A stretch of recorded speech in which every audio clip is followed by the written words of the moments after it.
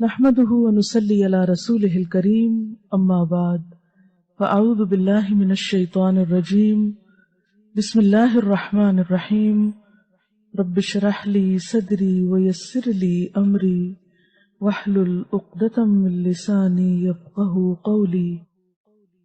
اور اس کا اتنا اجر اور ثواب ہے کہ اگر آپ وقت دیکھیں تو 1.5 منٹ ہے صرف، لیکن اگر آپ اجر دیکھیں تو بے حد و حساب. تو اس لیے پابندی کے ساتھ کوشش کریں اس کو پڑھنے کی. اور گھڑی دیکھ لیں، آپ کا کوئی بڑا وقت نہیں لگے گا. انسان یہ صرف شیطان کا بھلاوا ہوتا ہے کہ انسان یہ نیکی نہ کرے اور اتنا بڑا اجر نہ کمائے. شیطان کا بھلاوا ہوتا ہے یہ. لہٰذا وہ کہتا ہے وہ دیکھو وہ کام، وہ دیکھو وہ کام، وہ بھی ہے، وہ چھوڑو پھر کر لینا، چلتے پھرتے کر لو، اٹھو یہاں سے.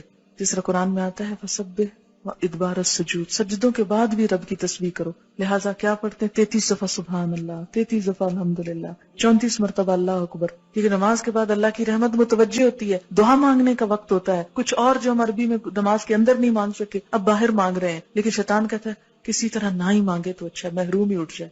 اس لیے آپ دیکھیں گے کہ وہ وقت بڑا تلخ اور سخت ہوتا ہے اور اکثر لوگ برگلا لیے جاتے ہیں. 1.5 منٹ کے اندر آپ اتنا بڑا اجر کماتے، گویا آپ نے ڈھیروں مال صدقہ کر دیا جو ویسے ممکن نہیں. اتنا اجر ہے کہ ایک دفعہ نبی صلی اللہ علیہ وسلم کے پاس کچھ لوگ آئے، وہ پوچھنے لگے اللہ کے رسول صلی اللہ علیہ وسلم، ہمارے کچھ دوست ہیں جو بڑے امیر ہیں، وہ صدقہ کرتے ہیں ثواب پا لیتے ہیں، ہمارے پاس ہم غریب لوگ ہیں، ہمیں بھی کچھ بتائیں کہ ہم ان کا ثواب پا لیں. تو آپ نے فرمایا کہ تم ہر نماز کے بعد 33 دفعہ سبحان اللہ الحمدللہ اللہ اکبر پڑھو تو تم کیا کرو گے؟ ان کے برابر ہو جاؤ گے. بڑے بڑے صدقہ جہاد اور کیا کچھ کرنے والوں ان کو بھی پتا چل گیا. پھر وہ آگے یا رسول اللہ صلی اللہ علیہ وسلم، وہ بھی یہ کرنے لگے، پھر وہ آگے نکل گئے. تو آپ نے فرمایا اللہ کا فضل ہے جسے چاہے دے. پھر ہوتا ہے اب نماز پڑھ لی، جلدی جلدی وہ بلا کے آرڈر کر دیں سب کو جو کچھ کہنا ہے، پھر بولنا شروع کر دیتے. لہٰذا تھوڑا سا اور صبر. وہاں تو فرض تھا چپ رہنا، اب کیا ہے نفل ہے چپ رہنا. اور آیت الکرسی جو ہر فرض نماز کے بعد ہے، آپ نے فرمایا جو ہر نماز کے بعد آیت الکرسی پڑھے اسے بہشت میں داخل ہونے سے سوائے موت کے کوئی چیز نہیں روکتی. گویا جنت کا دروازہ کھل گیا اس کے لیے.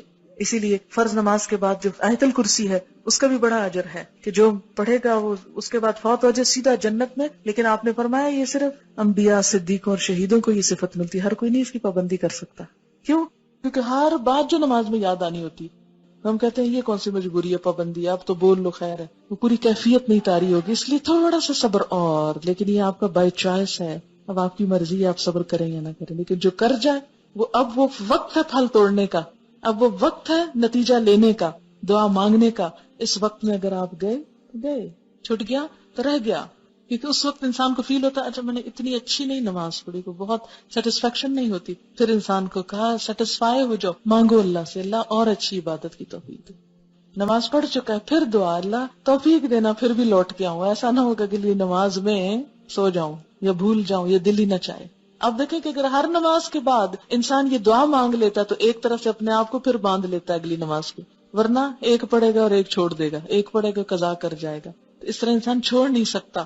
اسی لیے کتنی باحکمت دعا اس موقع پہ سکھائی گئی. رب اعینی، اے اللہ تو نے میری مدد کرنی ہے، اللہ ذکر کا کہ پھر تیرا ذکر کروں، شکر کا اور تیرا شکر گزار بندہ بن کے رہوں، وہ حسن عبادت اس سے بھی اچھی عبادت کروں. یہ جو ذکر ہے یہ مسنون ہے.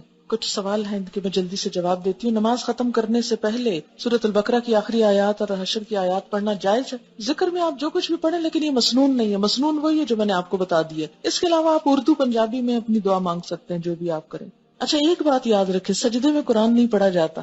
سجدے میں قرآن نہیں پڑھا جاتا. درود شریف کھڑے ہو کے نہیں پڑھا جاتا. سلام کھڑے ہو کے نہیں پڑھا جاتا، بیٹھ کے پڑھا جاتا ہے نماز میں.